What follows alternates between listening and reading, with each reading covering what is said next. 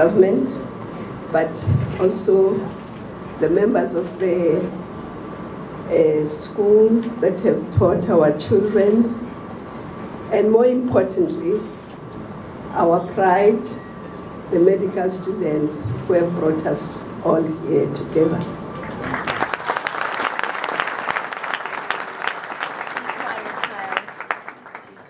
I wish to take this opportunity to extend our revolutionary greetings and gratitude on behalf of all South Africans, but also on behalf of the African continent.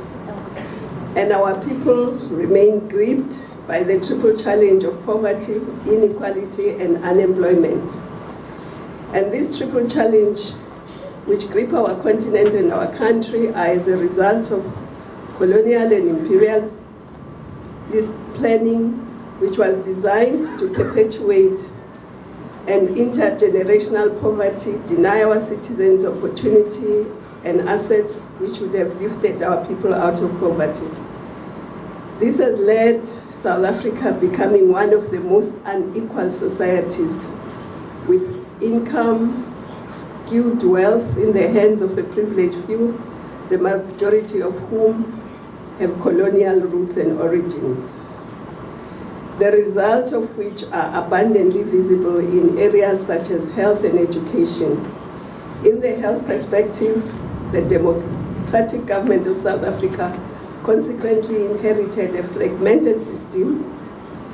The average per capita in public sector care expenditure in 1994 in the homelands, rural areas where our people lived, was 55 rands, whereas in the rest of South Africa it was 172.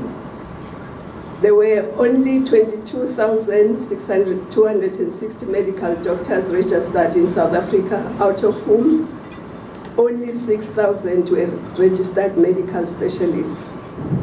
The ratio of doctors to the population in the metropolitan areas and in the rich areas was 1:700, but in the poorest of the poor in the homelands, it was 1 per 30,000 people per doctor. These figures were compounded by the growth of the private sector care, which saw a rapid rise of medical doctors in the private sector, whereas in 1980, 48% of doctors were working in the private sector. By 1989, they had increased to 58%. With urban migration in 1990, 77% of doctors resided in the metropolitan areas, and female doctors comprise only about 1/3 of the total number of doctors, with a very few of them being African female doctors. It is these realities that informed the formation of the Nelson Mandela and Fidel Castro medical program, which from a human resource perspective seeks to address the over-concentration of health personnel in urban areas and in the exclusionary private sector, the insufficient personnel who were also not in possession of necessary training, orientation, and skills, the under-provision of healthcare in rural and peri-urban areas, as well as in informal settlements. The program also takes into cognizance the lessons from Cuba, which link real wealth and health and promotes well-being to access to education, social capital, and nutrition. It is in Cuba where it is most visibly obvious that education, skills development, and health are key ingredients in addressing intergenerational poverty and shared wealth. These are lessons which remain dear to us since before the establishment of the Alex Laguma African National Congress mission here in Cuba, and my first visit during the World Youth Festival in 1978. It is these lessons that the people of Angola, Algeria, Guinea-Bissau, Guinea-Conakry, Ethiopia, Zimbabwe, Zambia, and many other African countries hold dear. on account of the Cuban people standing side by side with us, as they also fought colonialism and imperialism. It was also the people and the government of Cuba who were the first to respond during our recent challenge during the outbreak of Ebola in some parts of West Africa. And for that, we shall forever be grateful to the Cubans. In our language, we say that a good reputation and respect are worth much more than silver and gold. And our relations with the Cubans is worth much more than silver and gold. It is a relationship that is forged in struggle.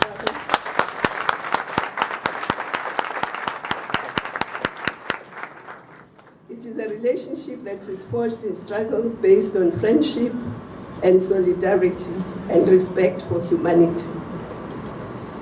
Reflecting on the arrival of Cuban troops in Angola in 1975, it is said that when President Mandela, who was still in prison then, whose centenary we celebrate this year, said, I quote, "It was the first time that a country had come from another continent, not to take something away, but to help Africans to achieve their freedom." And that is what Cuba did. They came to Africa.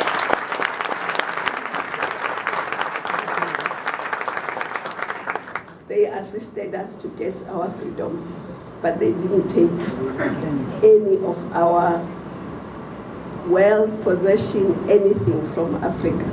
They didn't loot Africa as others did. And of course, he continued to say after the Cuba victory in Angola in 1988, President Mandela said, I quote again, "This destroyed the myth of the invincibility of the white oppressor and inspired the fighting masses of South Africa." So the victory in Cuba did not only destroy the invincibility of the white regime, but it inspired us to fight on, and we thank the Cubans for that.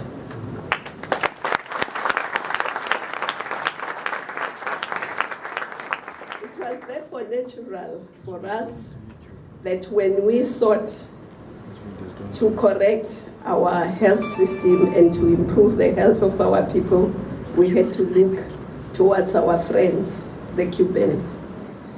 And it was not only because of the friendship and solidarity, but also because Cuba has an inspiring story in health and education, which are amongst the best in the world, despite the adversities thrown at the Cuban people by the enemies of the revolution. We would not have chosen a better partner to comprehensively address our challenges. Therefore, I wish to extend our gratitude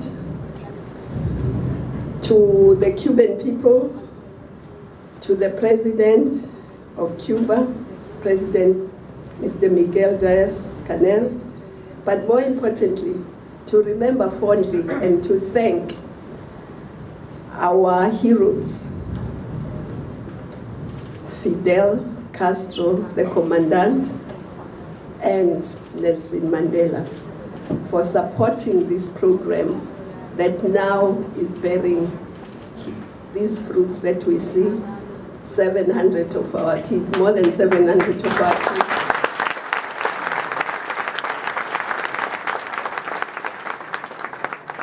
that are going back to South Africa proudly, having learned the skills they've learned, which are multifaceted. We've seen on stage here that they've not only learned medicine, they have learned comprehensively to be complete human beings, enjoy music, enjoy studying, and I hope they've also taken some revolutionary lessons from Cuba.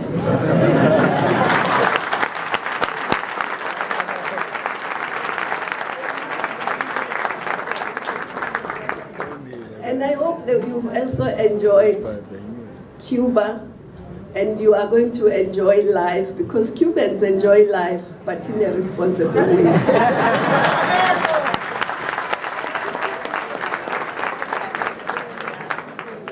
And we look forward to your contribution to the health of our people. But I hope you will realize how lucky you are. If I were to be young again and be asked where to study medicine, I would choose Cuba.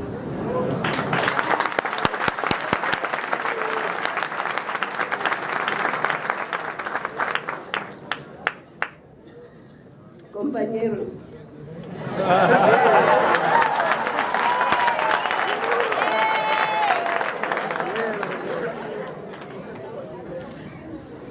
This number is by no measure a small number. Even if it were, we choose to recall the words of President Castro, who said, I began a revolution with 82 men. If I had to do it again, I would do it with 10 or 15 and absolute faith. It does not matter how small you are, if you have faith and a plan of action. Close quote.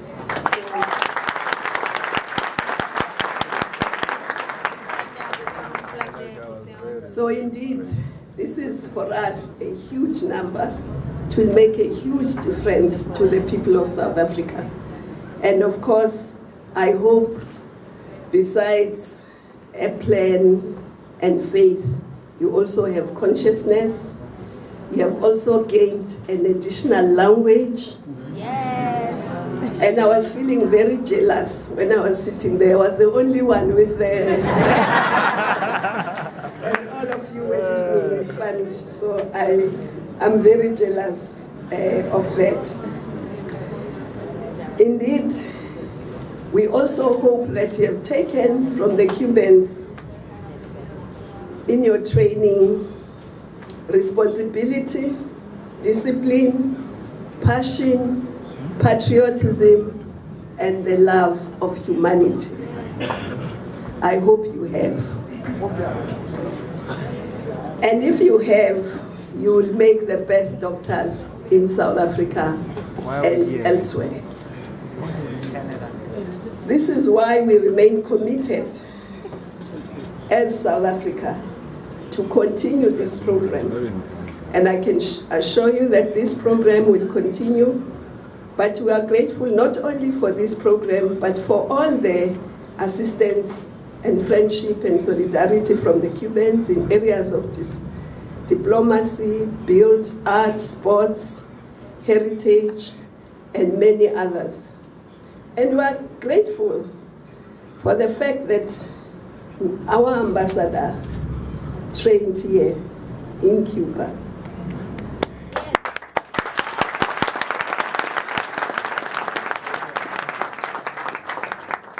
We will indeed continue to look to Cuba on our progressive partnership to assist us in addressing all the challenges, and including those of strengthening our school health services. In doing this, we shall look to harmonizing our education system as we recruit and train specialists and doctors, as we also establish our state-owned pharmaceutical company. I therefore wish to also take this opportunity to thank the students whom we honor today. It could not have been easy, thousands of kilometers away from home, but I hope you have made Cuba your second home. And of course, this has been a journey, but I think you can agree with me that it was worth every minute. Yes. Siyabonga.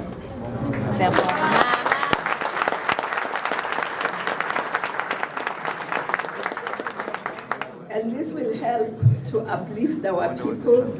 As Nelson Mandela himself said, I quote, "If freedom was the crown which the fighters of liberation sought to place on the head of Mother Africa, let the upliftment, the happiness, the prosperity, and the comfort of her children be the jewel on that crown.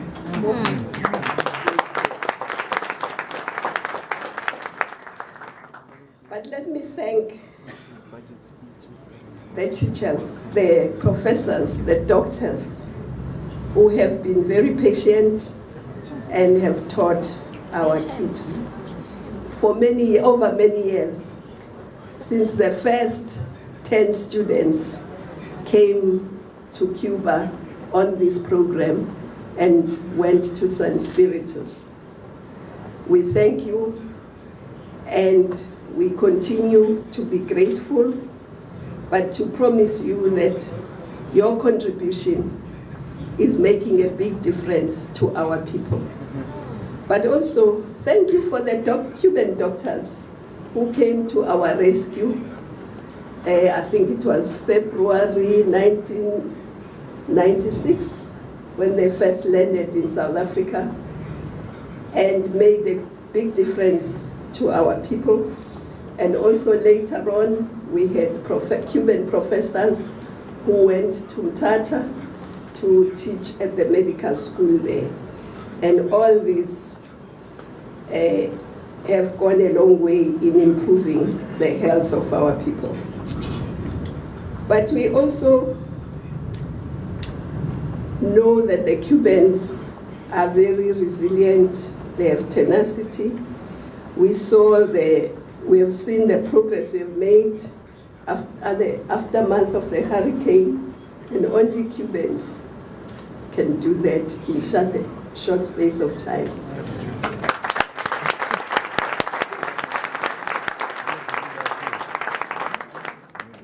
And of course, I think what makes the Cubans great is their unity. And as once said by Simon Bolivar, I quote, "In the unity of our nations rests the glorious future of our peoples." And indeed, we hope we can have this unity with the Cubans going forward so that our people can benefit. Viva la solidarité indestructible entre Cuba y Sudáfrica.